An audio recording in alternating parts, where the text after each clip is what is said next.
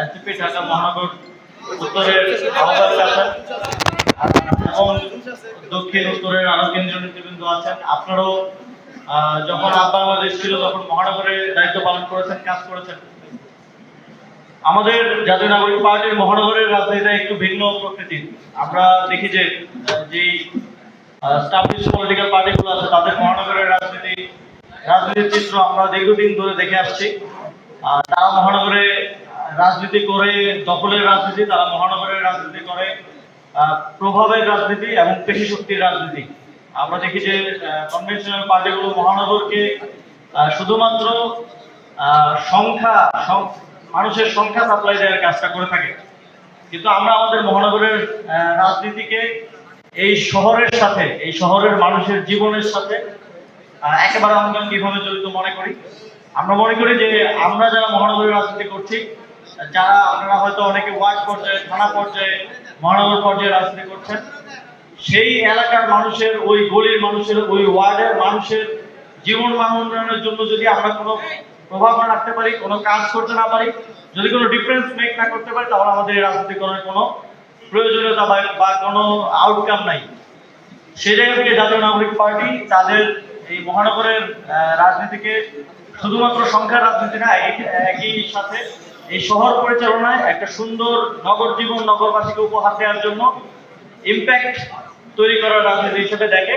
এবং সামনের দিনে আপনারা আজকে যারা নতুন যোগ দিলেন, তারা আমাদের এই সুন্দর নগর নির্মাণের রাজনীতিতে গুরুত্বপূর্ণ ভূমিকা পালন করবেন, এটা আমি বিশ্বাস করি। আমরা দেখছি যে বর্তমান সময়ে আমরা জাতীয়ভাবে অনেকগুলো সংকটের মধ্য দিয়ে যাচ্ছি। এই সকল সংকটের একটাই কারণ, আমাদের যেই নবনির্বাচিত সরকার, তাদের রাষ্ট্র পরিচালনার ব্যর্থতা।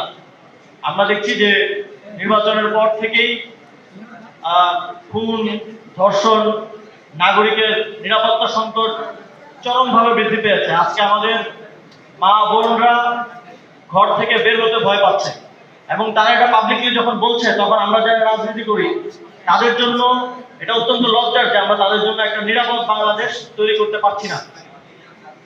তবে এই ক্ষেত্রে সবচেয়ে বড় ব্যর্থতার দায়টা সরকারকে নিতে হবে। আমরা দেখি যে যিনি এখন স্বরাষ্ট্রমন্ত্রী আছেন, মাঝে মধ্যে মনে হয় যে তিনি হয়তো প্রধানমন্ত্রী অথবা রাষ্ট্রপতি, কিন্তু তিনি তার স্বরাষ্ট্রমন্ত্রীর দায়িত্ব ঠিকভাবে পালন করছেন না, কিংবা করতে এক ধরনের অনীহা আমরা তার মধ্যে দেখি। আমাদের এর বাইরেও আমরা খুব অস্বাভাবিক এক ধরনের বিষয় ইদানিং দেখছি, যেটা আমরা হয়তো অনেক আগে দেখতাম যে একই ধরনের কিলিং, যেমন এখন গলা কেটে হত্যা করাটা আমরা দেখছি একটা ট্রেন্ডের মতো হয়ে গেছে। সব বিভিন্ন জায়গায় একই সাথে একই ধরনের ঘটনা ঘটছে। তো এগুলোর ক্ষেত্রে আমাদের আইন শৃঙ্খলা বাহিনী, রাষ্ট্রের এজেন্সি যারা আছেন, তাদেরকে সতর্ক হতে হবে, এবং এটা কোনো ধরনের অভ্যন্তরীণ কিংবা বহিঃশত্রুর ষড়যন্ত্রের অংশ কিনা সেটাও আমাদেরকে সচেতনভাবে নাগরিক হিসেবে দেখতে হবে, এবং রাষ্ট্রকে সেটা খতিয়ে বের করতে হবে, এবং এটার এ বিষয়ে স্পষ্টতা প্রয়োজন। আমরা সরকারের প্রতি আহ্বান জানাতে চাই যে আপনারা এদেশের নাগরিকের নিরাপত্তা যদি নিশ্চিত না করতে পারেন, বারবার আমরা শুনেছি অন্তর্বর্তীকালীন সরকারের সময় যে নির্বাচিত সরকার না থাকার কারণে আইন শৃঙ্খলা পরিস্থিতি খারাপ, নির্বাচিত সরকার না থাকার কারণে মব হচ্ছে, নির্বাচিত সরকার নেই সে কারণে দেশের সবকিছু খারাপ যাচ্ছে, নির্বাচন হলেই সব সমাধান হয়ে যাবে। আমরা শুনেছি, এটা বর্তমান প্রধানমন্ত্রী থেকে শুনেছি, বিএনপির মহাসচিবের থেকে বারবার শুনেছি, কিন্তু নির্বাচনের পরে তারা দায়িত্বে আসলেন, কিন্তু কোনো কিছু সমাধান হচ্ছে না, আরো খারাপ দিকে যাচ্ছে। সুতরাং এভাবে দেশ চলতে থাকলে আমি জানি না বাংলাদেশের জনগণ আর কতদিন এটা সহ্য করবে, এবং বাংলাদেশের জনগণ সামনের দিনে বাধ্য হবে এই সরকার এবং এই ব্যর্থ রাষ্ট্র ব্যবস্থার বিরুদ্ধে রাজপথে নেমে আসতে। আমরা আরো লক্ষ্য করছি যে বাংলাদেশে 2024 সালে একটা গণঅভ্যুত্থান হয়েছে, শ্রীলঙ্কায় এর কিছুদিন আগে একটা গণঅভ্যুত্থান হয়েছে, নেপালে বাংলাদেশের গণঅভ্যুত্থানের পরে একটা গণঅভ্যুত্থান হয়েছে, এবং পৃথিবীর আরো বিভিন্ন দেশে আমরা দেখছি ইউথদের, বিশেষ করে জেন জি যাদেরকে আমরা বলি, জেন আলফা যাদেরকে বলি, তারা রাজনৈতিকভাবে সচেতন হয়ে উঠছে, এবং পুরো পৃথিবীতেই এটা ধরা হয় যে বাংলাদেশ হচ্ছে এই ইউথ এবং জেন জি আপরাইজিং এবং রেভলিউশনের প্রথম গ্রাউন্ড, এবং বাংলাদেশে এটা দেখিয়েছে পৃথিবীকে। এবং আমরা খুব রিসেন্টলি দেখছি যে যেই দেশগুলোতেই এই ক্ষমতা হস্তান্তরের গণতান্ত্রিক প্রক্রিয়া আর কাজ করছে না এবং গণতান্ত্রিক প্রক্রিয়াকে নানাভাবে নষ্ট করে ফেলা হয়েছে। আমরা রিসেন্টলি দেখেছি ভারতের পশ্চিমবঙ্গে নির্বাচন হয়েছে, 90 লাখ ভোটারকে ভোটার তালিকা থেকে বাদ দিয়ে দেওয়া হয়েছে। এখন আবার বলা হচ্ছে তাদেরকে নাকি বাংলাদেশে পুশব্যাক দেওয়া হবে। সেটা নিয়েও আমরা আমাদের সরকারের কোনো স্ট্রং রাজনৈতিক অবস্থান আমরা পাই নাই দুঃখজনকভাবে।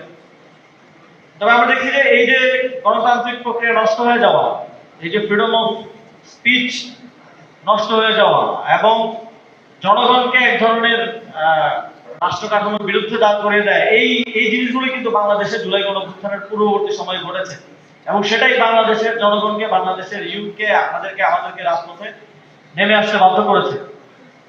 তো আমরা দেখছি যে ভারতেও ঠিক একই পরিস্থিতি আস্তে আস্তে তৈরি হচ্ছে। উগ্র হিন্দুত্ববাদী বিজেপি সরকারের বিরুদ্ধে ভারতের জেনজির একটা প্রতিবাদের নতুন ভাষা আমরা দেখতে পাচ্ছি। এটা সোশ্যাল মিডিয়া দিয়ে শুরু হয়েছে, কিন্তু সামনের দিনে যে কোনো ধরনের এ ধরনের বক্তব্য কিংবা এ ধরনের জনগণকে মুখোমুখি দাঁড় করে দেওয়ার প্রেক্ষাপটে আমরা হয়তো দেখবো যে সেখানে আমাদের বন্ধুরা, আমাদের প্রজন্মের যারা আছে তারা রাজপথে নেমে আসবে এবং এই উগ্র হিন্দুত্ববাদীদেরকে উপমহাদেশ থেকে বিতাড়িত করবে। এবং এরা তো অনেক কিছু বলে, আমরা শুনি, হাস্যকর অনেক কথা বলে যে এরা বাংলাদেশ দখল করবে, মিয়ানমার দখল করবে, পাকিস্তান দখল করবে, নেপাল ভুটান দখল করবে, কিন্তু এরা এদের দেশ থেকেই অতি দ্রুত সময়ের মধ্যে বিতাড়িত হবে। এবং সেটা পুরো পৃথিবীতে যে গ্লোবালি যে জেনজি আপরাইজিং হচ্ছে, এই আপরাইজিং শুধু গণঅভ্যুত্থানের ফরম্যাটে না, অনেক জায়গায় তো শুধু রাজনৈতিক সচেতনতার ফরম্যাটে হচ্ছে। এই জেনজি আপরাইজিংটা আমাদের পার্শ্ববর্তী দেশেও আমরা সামনে হয়তো দেখবো এবং সেই পরিস্থিতিটা তৈরি হচ্ছে। আমরা সেই জনগণের সাথে, সেই জেনজিদের সাথে আমাদের রাজনৈতিক এবং কূটনৈতিক সম্পর্ক দিয়ে আগামী দিনে একটা সুন্দর উপমহাদেশ গড়ে তুলবো ইনশাল্লাহ। এবং সেই পর্যন্ত আমাদেরকে আমাদের সংগঠন এবং রাজনীতি শক্তিশালীকরণের মধ্য দিয়ে বাংলাদেশে আমাদের একটা শক্ত অবস্থান তৈরি করতে হবে।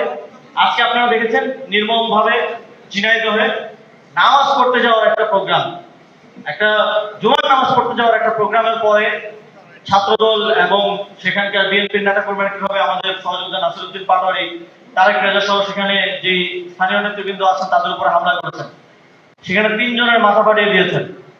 আমরা দেখেছি যে আওয়ামী লীগের সময়ে এই ঘটনাগুলো ঘটতো, সাংস্কৃতিক প্রোগ্রাম, ধর্মীয় প্রোগ্রাম, মসজিদের ভিতরে এই জায়গাগুলোতে হামলা, এই জায়গাগুলোতে আক্রমণ করা হতো। আবারও সেটা শুরু হচ্ছে, সেটা আমরা দেখছি। এই সরকারি দল তারা রাষ্ট্র পরিচালনায় ব্যর্থ হচ্ছে, কিন্তু প্রতিপক্ষকে তারা দমন পীড়নের মাধ্যমে মোকাবিলার এক ধরনের স্ট্র্যাটেজি তারা নিচ্ছে। এটা বাংলাদেশের জন্য কোনো ভালো কিছু বয়ে আনবে না। আমরা বারবার এই নির্বাচনের পর থেকে বলছি, বিরোধী দল বারবার বলছে যে আমাদের গণভোটের রায় বাস্তবায়ন সহ এই জাতির যে আকাঙ্ক্ষাগুলো জুলাই গণঅভ্যুত্থানের মধ্য দিয়ে তৈরি হয়েছে সেগুলো আপনারা বাস্তবায়ন করেন, তারপরে আমরা একসাথে এই দেশটা পরিচালনা করি, আমরা একসাথে একটা নতুন বাংলাদেশ গড়ার দিকে এগিয়ে যাই। বিরোধী দল থেকে বারবার এই সদিচ্ছা দেখানো হচ্ছে, এই গুডউইল দেখানো হচ্ছে, কিন্তু সরকারি দল তারা ভায়োলেন্স চাচ্ছে। ওই যে একটা মুভির ডায়লগ আছে মনে হয়, ভায়োলেন্স ভায়োলেন্স ভায়োলেন্স। তো আমাদের রক্ত গরম হইলেও, বয়স কম হইলেও আমরা বুঝি যে কখন কি করতে হবে, কখন দেশ গড়ার দিকে কাজ করতে হবে। কিন্তু যদি সরকারি দল ভায়োলেন্স চায়, যদি তারা সেটাকেই একমাত্র রাজনৈতিক হাতিয়ার হিসেবে নিতে চায়, তাহলে এটা যে আমাদের থেকে বেশি কেউ পাবে না, এটা 2024 সালের গণঅভ্যুত্থানে আমরা দেখে দিয়েছি। এবং আমাদের সাথে যদি এটা করতে চান, এই ফাইটটা কোনো রাজনৈতিক দল, কোনো নির্দিষ্ট মতাদর্শ, আদর্শের সাথে হবে না। এই ফাইটটা হবে পুরো একটা জেনারেশনের সাথে। এবং এই জেনারেশনের সাথে ফাইট করার ভুলটা শেখ হাসিনা করেছিল, আশা করি এই ভুলটা তারেক রহমান করবে না। আমাদের সহযোদ্ধাদের উপর যারা হামলা করেছে, ভিডিও ফুটেজে, ছবিতে সবার পরিচয় এসেছে। আজকে রাতের মধ্যে তাদের সবাইকে অবশ্যই গ্রেফতার করতে হবে। যদি গ্রেফতার না করা হয়, তাহলে আপনারা যদি ভায়োলেন্স বেছে নেন, আমাদেরকেও ভায়োলেন্স বেছে নিতে বাধ্য হতে হবে।